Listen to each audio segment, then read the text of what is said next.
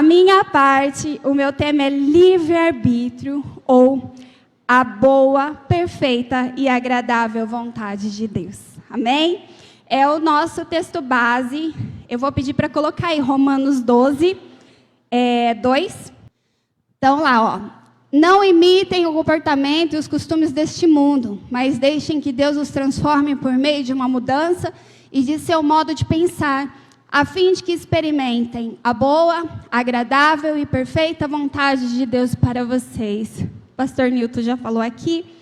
Mas o livre-arbítrio, né, algo que hoje, principalmente, é algo que nos afasta de Deus. Né? Nós sabemos que o livre-arbítrio não é uma palavra que existe dessa maneira na Bíblia, mas nós entendemos que ela está na Bíblia, né? Pela liberdade de escolha. Então, a palavra, ela significa o livre, vem de escolha, que é isento de uma condição. Vem do latim escolhidere. E o arbítrio, que vem de árbitro, né? O juiz, uma testemunha. Ou seja, você tem uma escolha. Porém, vai ter um julgamento. Então, a gente entende que essa escolha, ela é ortogada a você. Deus te deu o livre-arbítrio. E eu acredito, assim, que Deus colocou o livre-arbítrio justamente para que a gente não parecesse uma marionete nas mãos dele.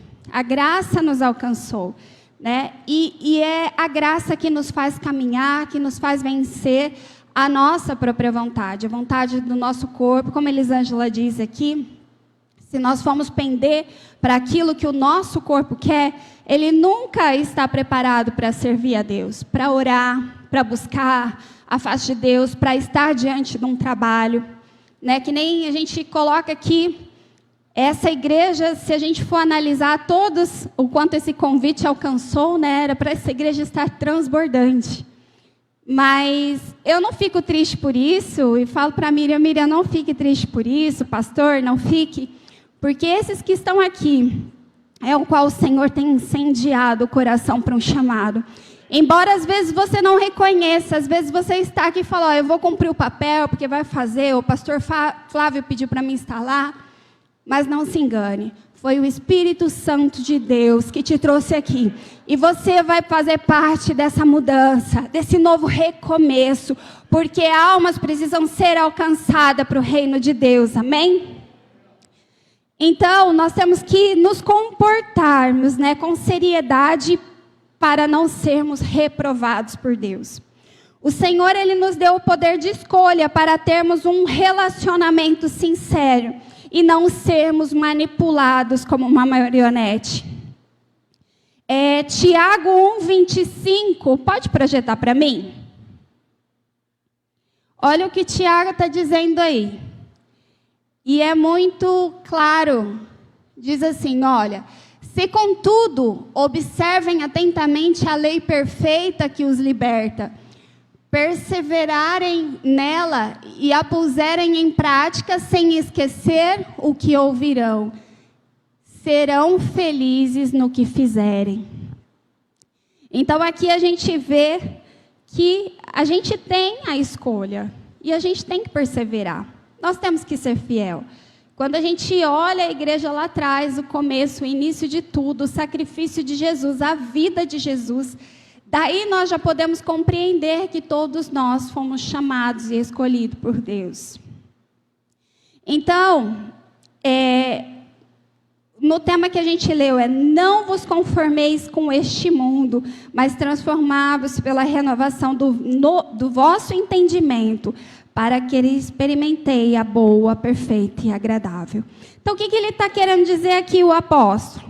Não se torne, não se envolva, sabe? Não se contamine com as coisas que este mundo tem a te oferecer. Nós sabemos que o mundo espiritual é muito mais além daquilo que podemos imaginar. E a nossa luta, ela é contra os principados. Então, o mundo é só uma distração.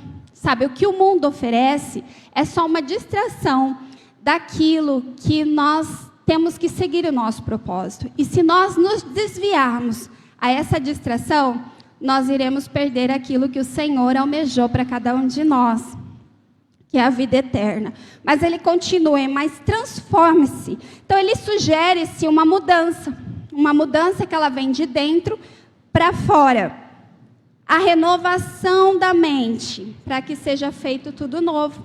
Quando a gente conhece a Cristo, qual o primeiro ato? A gente ser batizado.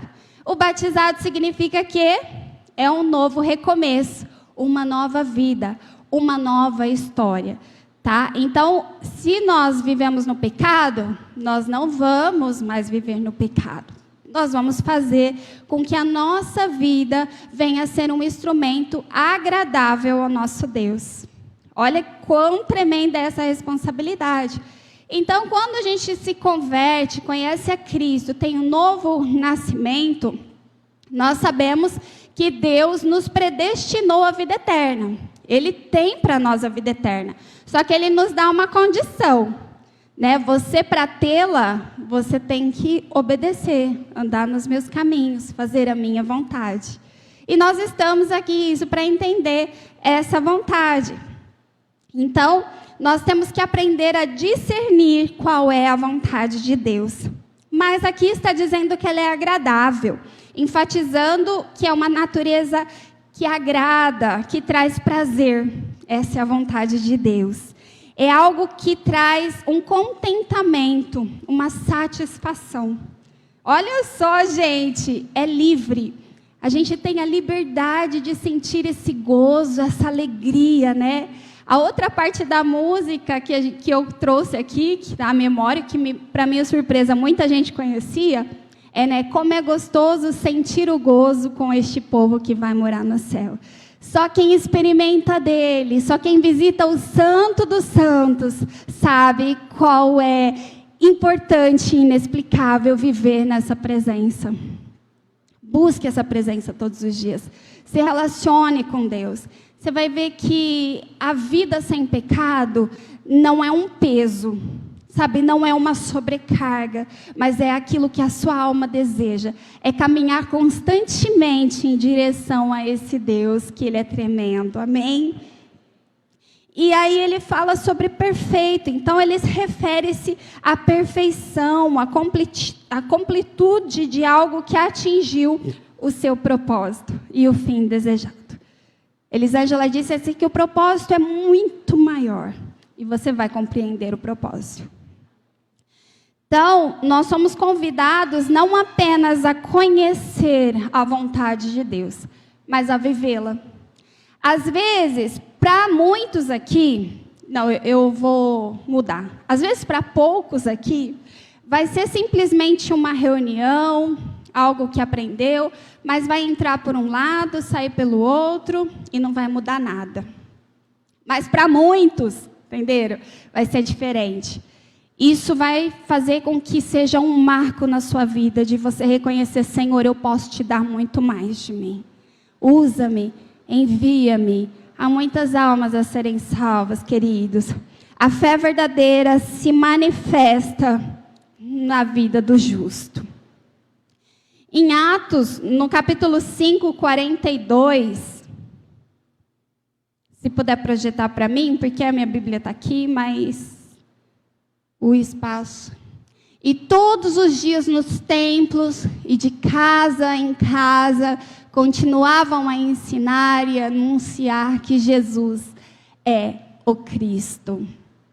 Quando a gente olha para o livro do Atos dos Apóstolos, né, a gente vê que é o mover do Espírito Santo de Deus.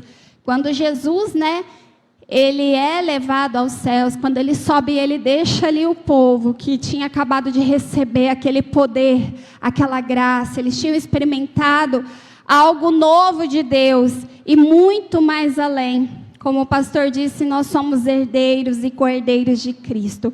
Então, quando Jesus foi, ele deixou em nós um Deus que habita em cada um de nós, o Espírito Santo de Deus. E os apóstolos foram o primeiro a experimentar isso, e eles viveram aquele momento em comunhão com muitas pessoas que o Senhor foi acrescentando, muitas pessoas que queriam ver algo diferente, algo novo, acreditando que Jesus era o Cristo, e que a partir dali seria o começo da igreja primitiva e uma abertura, né, para o mover do Espírito Santo de Deus. E a gente sabe que é Ele que nos alcançou, Ele que nos moveu. E o Atos é um livro que nós podemos não somente ler, mas podemos nos alimentar e nos saciar a nossa sede e fome de Deus através dele, porque ali tem virtude. E a gente começa a compreender que Jesus ele não morreu na cruz para nos darmos uma carreira. Olha, eu fui chamado para ser o líder da minha igreja e isso não é uma carreira, não é sobre isso. Mas sim sobre salvar as almas que estão perdidas. A igreja foi chamada por Deus não para ser um bote salva-vidas e não para ser um barco de prazeres. A igreja é a reunião dos santos. Não é um simples encontro social. A igreja precisa se munir da autoridade de Cristo com o propósito de saquear o inferno e povoar os céus.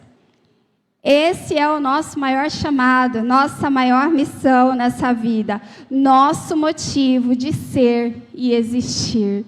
Né? Como já foi falado aqui, nós temos o DNA exclusivo, o chamado é seu. Sabe, embora a gente vê que o Senhor chamou aqui para que a gente se agrupe, né? Que é onde a gente vai entrar.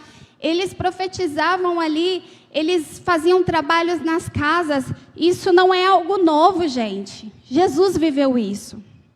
Nos 3 anos de ministério de Jesus, Jesus ensinou isso, onde ele ia pregando, ele ia manifestando o seu poder, né? Ele ia libertando, ele ia trazendo todo aquele... E ele deixou preparado para que os apóstolos dessem continuidade, como os co-herdeiros. Herdeiro é aquele que herda, ele tem tudo que é do Pai. E nós somos filhos de Deus. Então, nós possuímos tudo em nossas mãos. Então, de maneira que nós impactaremos o mundo com a pregação do Evangelho. Mas nós temos que unir para viver esse propósito. Então, quando nós pensamos no cristianismo em geral, o símbolo do cristianismo, o que é, gente? O símbolo que é considerado o cristianismo? O peixe. O peixe, gente, ele é porque Jesus nos chamou para ser pescadores de homens. E o peixe, ele tem... eles falam que o peixe ele tem a temperatura do seu corpo a mesma do ambiente em que ele vive. Então, o peixe ele tem a temperatura da água do mar. E o peixe, né, relacionado com o cristão, ele quer dizer que nós temos que ter a temperatura do ambiente em que vivemos. Mas nós temos que entender que nós não somos, mas... vivemos no ambiente do mundo. Nós vivemos num ambiente espiritual. Nós vivemos num ambiente cheio de poder. E o poder é representado pelo fogo. E o fogo, ele é quente. É algo que aquece. Então, nós temos que ter a temperatura e o calor do Espírito Santo. E não a temperatura fria que este mundo nos oferece. E como que nós podemos ter a temperatura do Espírito Santo de Deus? É nos relacionando com o nosso Pai. É Ele que nos conduz, é Ele que nos chamou, é Ele que vai nos direcionar. Muitas vezes no ministério, gente, não é pela nossa própria força. Quantos aqui já pensaram em desistir? Já pensaram em olhar para trás? Até mesmo em sair das igrejas que a gente está, por algo que decepcionou, ou algo que não atingiu. Desistimos no meio do caminho, Elisângela? Muitos. Mas se nós não buscarmos essa renovação plena pelo Espírito todos os dias, nós não chegaremos a lugar nenhum. Nós temos que viver, entregar a visão e viver o propósito. Então, em Atos dos Apóstolos, nós temos um modelo da igreja bem-sucedida, a igreja primitiva, que é a matriz de todo esse modelo. E aí, quando a gente vê lá em Atos 2, do 42, ele vai falar sobre que o primeiro exemplo era a perseverança. Por isso que eu falo, não desista, tá? Perseverem na doutrina. A doutrina é tudo aquilo que Jesus havia ensinado. Então, eles tinham que permanecer ali, olhar as pessoas com amor, sem julgamento, e alcançar aquelas pessoas que necessitavam de Jesus. Então, eles perseveraram. Eles perseveraram na comunhão e no partir do pão. Então, eles compartilhavam ensinamentos, as mesmas ideias de pensamentos, e eles se relacionavam, se comunhavam, comiam entre eles, e Deus supria a necessidade daquele povo. Porque Jesus estava presente, o Espírito Santo estava presente, a nossa trindade. Eles perseveraram em oração, né? Que Paulo, em Romanos 12, ele nos incentiva dizendo: alegrai-vos na esperança, sede pacientes na tribulação e perseverai-vos na oração. Eles perseveravam na adoração a Deus. Olha só, Atos 2:47. Louvando a Deus e caindo na graça de todo o povo. Olha só, gente, eles louvavam, eles estavam ali em perfeita harmonia e em adoração. Nós vemos que a nossa vida é viver dando graças e honra ao Senhor. É para isso que vivemos, sabe? É aquilo que foi merecido eu receber. Porque eu, na condição de pecadora, a Bíblia diz que eu estava afastada de Deus. E Jesus veio e me reconciliou com Deus. Então, a minha vida é agradar, é louvar ao Senhor em todo o tempo. É estar nessa harmonia com o Senhor. Então, e eles, por último, evangelizavam fervorosamente todos os dias. E acrescentava o Senhor à igreja aqueles que haviam de salvar.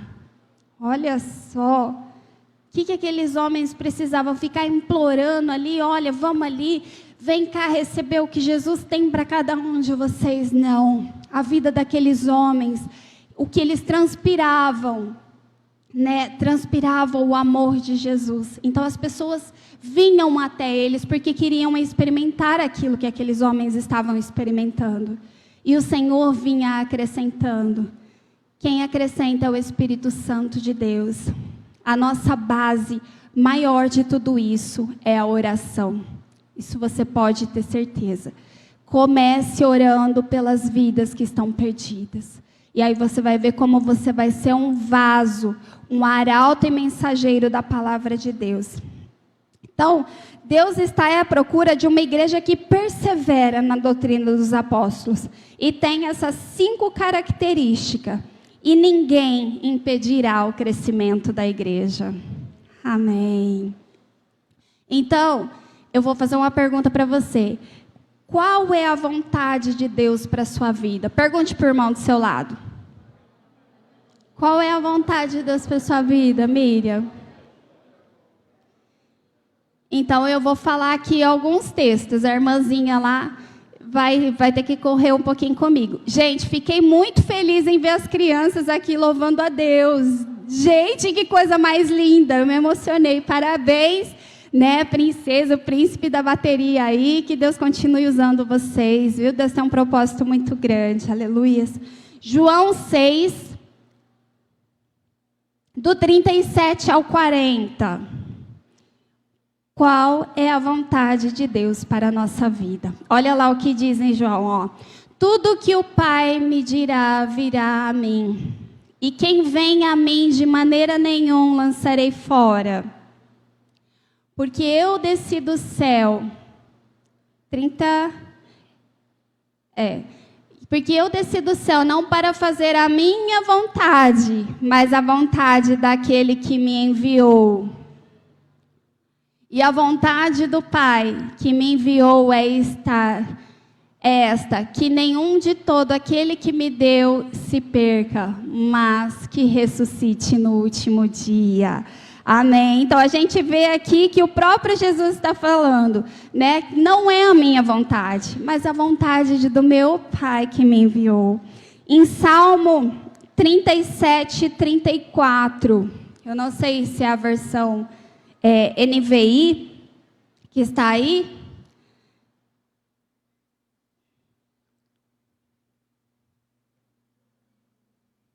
Espera no Senhor e guarda o seu caminho, e te exaltará para herdardes a terra. Tu verás quantos ímpios forem desraigados. Gente, na versão NVI fala, espera no Senhor. E aí, de vez de guarda seu caminho, siga a sua vontade. Mais uma vez, a vontade do Pai. Mateus 7, 21. Já estou findando, tá? Nem todo aquele que diz Senhor, Senhor entrará no reino dos céus, mas aquele que faz a vontade do meu Pai que está nos céus. Aleluia. Salmo 143, 10.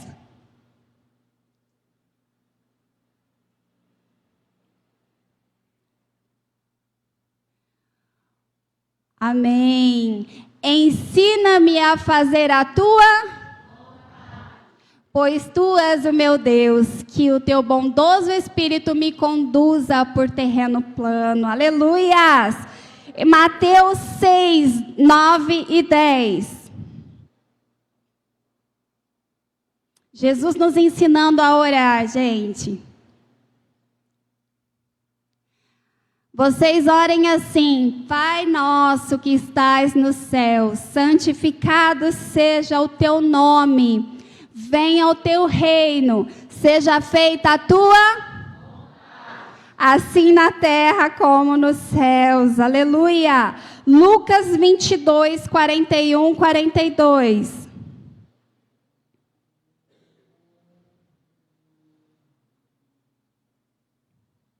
E se afastou dele a uma pequena distância, ajoelhou-se e começou a orar.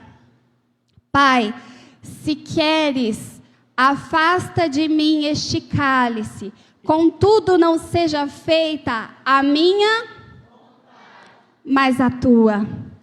João 9:31, é o último.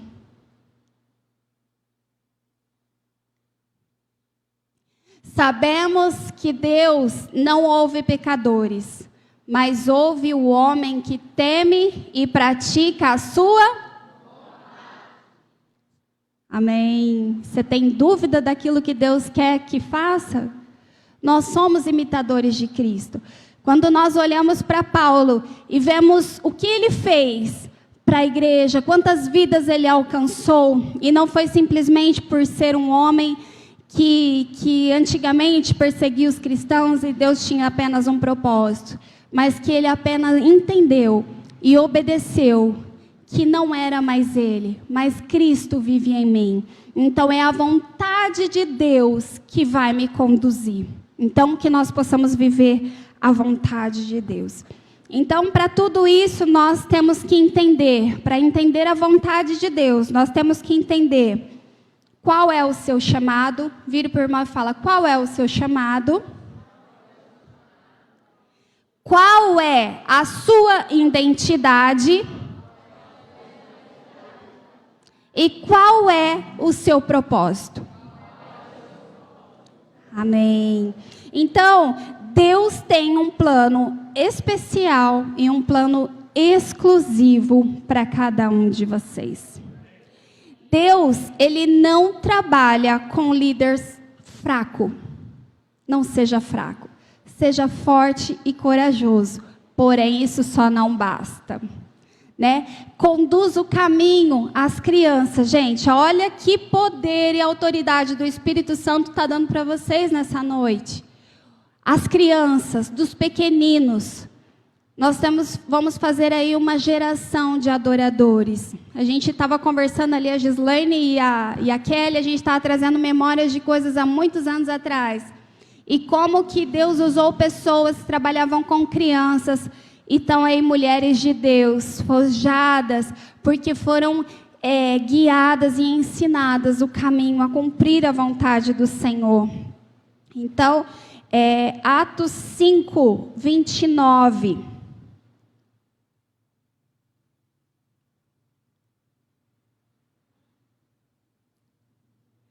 Pedro e outros apóstolos responderam: é preciso obedecer antes a Deus do que aos homens. Você foi feito para agradar ao Senhor e não agradar homens. Repita isso. Você foi feito para agradar ao Senhor e não a homens. Amém? Então, quando a gente realmente percebe o nosso chamado, aí a gente vive os propósitos de Deus. A gente conhece a nossa identidade no Senhor. Bom, gente, aí vocês vão me perguntar. A única coisa que eu falei do Gessel foram que os apóstolos, serviam nas casas e nos templos.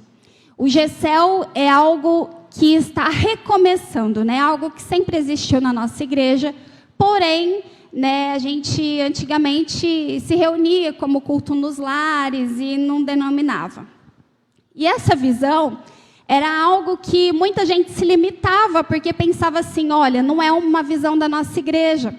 Porque as igrejas que trabalhavam com células na época, eram igrejas que causou um tremendo rebuliço em termos visa quantidade, não qualidade. E a gente erra, gente, por não conhecer as escrituras de Deus, sabe? Sabe aquela coisa de escutar falar?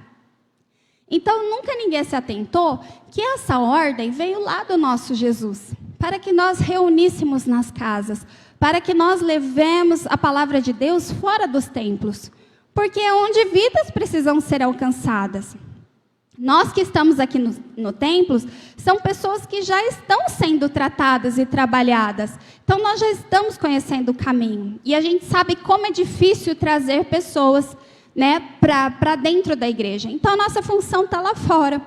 E o Gessel, está passando umas fotos aí, esse é o nosso Gessel Alfa. Eu só trouxe foto do Alfa, que é as que eu tinha, porque foi muito assim, rápido com tudo que aconteceu, mas tem outros Gesséis abertos, gente.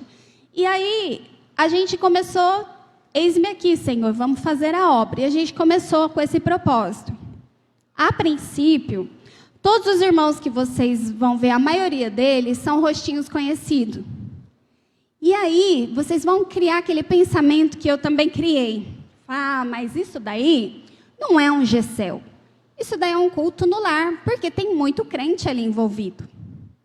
Porque a princípio, gente, eu também pensei dessa maneira. Sabe, tem muito crente se aproximando. Só que olha só, a ideia do Gessel, poucos abraçaram. E o Gessel, ele começou a dar resultado, e nós não chamamos os irmãos da igreja. Olha, vem participar conosco do Gessel, está sendo bênção, não. E um chamava o outro, e aí foram aparecendo. E aí apareceu lá no nosso Gessel a Claudinha. A Claudinha é uma irmã de muitos anos. E ela quis compartilhar um testemunho. Ela chegou no Gessel, ela desceu do carro, nosso Gessel é bem afastado. E ela desceu do carro e ela desceu chorando. E ela chorava muito e eu falava, o que foi? Ela falava, olha, me trouxe à memória a minha conversão. Ela falava, eu fui convertida lá na favela do Zara, com o Fabrício. Ela falou do pastor Fabrício no culto do propósito. E ela falou, o Senhor me alcançou dessa maneira, foi um culto no lar. Tudo começo ali foi numa casa. E hoje eu pude sentir esse calor. E aí ela compartilhando isso comigo, o Espírito Santo já colocou no meu coração, falou, o início não é só para os que estão fora. O Senhor precisa trabalhar nos nossos corações primeiro. E aí nós podemos identificar que ela compartilhou conosco que era uma moça que estava chateada com a igreja, que a função dela era ir na igreja, orar e depois ir embora. Ela não tinha mais vontade de participar de evento nenhum, não tinha vontade de participar de ministério nenhum. E ela estava sentindo triste. Ela falou, já pensei várias vezes em sair da igreja. E o Gessel foi como um laço que trouxe ela para próximo, gente. E não só ela, eu tenho vários testemunhos ali. E aí a gente foi alcançando pessoas. A gente tem colhido muitos frutos, mas o que deu resultado realmente para o nosso GCEL crescer, gente, foi oração. A Gislaine está aí, ela faz parte do GCEL Alfa, e ela pode até falar um pouquinho. Ela falou, não vou falar não, mas se os irmãos quiserem perguntar para ela, como que trabalhou na vida de todos aqueles que, mesmo dentro da igreja, precisavam de um tratamento. Por quê? O GCEL a gente traz para perto. A gente cuida um do outro. E aí a gente começou a fazer ali incentivos de oração, busca em oração, né, Gislaine? E buscando a todos aqueles que necessitavam de oração. E a oração alcançou todas as vidas. A gente tem a vida do tio Marcos, que é um senhor que está hospitalizado. Ele teve um infarto. E aí a Gislaine chegou e falou, orem por esse meu cunhado, ele está no hospital, ele teve um infarto, e nós do GCEL, vamos orar. 3 AVCs. É verdade, foi 3 AVCs anterior. E a gente começou a orar, buscar. Quando ele melhorou, para a glória de Deus, ele foi para a igreja. Chegando na igreja, o Márcio chegou até ele e falou, irmão, nós oramos tanto pelo Senhor. Ele falou, é? Ele falou, lá no nosso GCEL. Ele falou assim, eu vou lá agradecer os irmãos do GCEL. Gente, ele foi. A gente conversou com ele no domingo. Na quarta ele foi. E é muito longe, gente, de estar lá no Itaiangá. Ele foi. Chegando lá, ele nunca mais saiu. Ele está lá para a glória de Deus. Ele teve agora um infarto, a gente está orando por ele. E em nome de Jesus, se você vê como que esse moço está entregue ao Senhor Jesus. E a gente ainda está clamando para que Deus dê a oportunidade dele cair nas águas, que ele falou que ele vai batizar. Então orem por ele nas suas orações. E não só ele, a gente alcançou o Neemias, o Naamã, que é a família da Gislaine. São pessoas que precisavam, estavam no mundo perdida. São pessoas que de vez em quando vinham na igreja, mas estavam perdidas. Então, gente, olhem para o GCEL com carinho. Tá? O Senhor tem te chamado. Se você não quer ser a liderança, porque não quer fazer FL, uma formação de líderes, abra a sua casa. Sabe, o Senhor quer fazer muito mais através da sua vida. Sabe, Deus quer usar o seu ministério. O ministério Ele entregou em suas mãos. Não negligencie. Não deixe escorregar pelas suas mãos aquilo que Deus te entregou. GCEL é algo do coração do Senhor. Sabe, Deus capacita. Quando a gente olha lá atrás, na conversão de Paulo, a gente vê quando Saulo encontrou com o Senhor Jesus, ele falou, né, que vou te dar uma visão e ela vai ser aperfeiçoada. Vocês depois podem olhar lá em Atos 26, do 15 ao 19. Ele disse isso a Saulo. E aí no 19, Saulo responde, não fui desobediente à visão celestial. Sabe por que ele fez a diferença? Porque ele catou aquilo que Deus tinha para ele, que tinha entregado para ele. Eu fiz 2 pequenos vídeos, rapidinho a gente já finalizou. Eu fiz só para pôr no Instagram, só para alcançar algumas pessoas.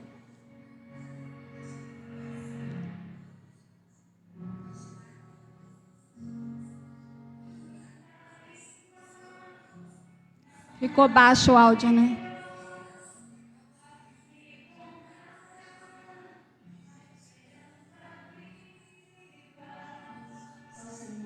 Em todo tempo.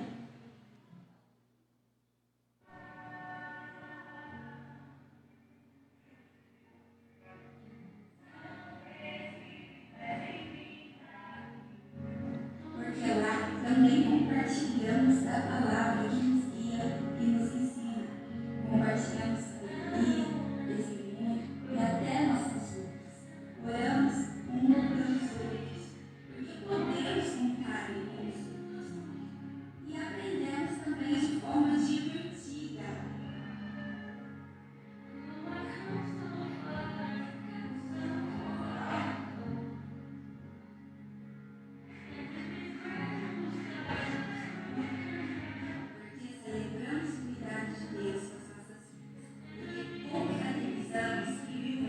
Esse é o tio Marco, gente.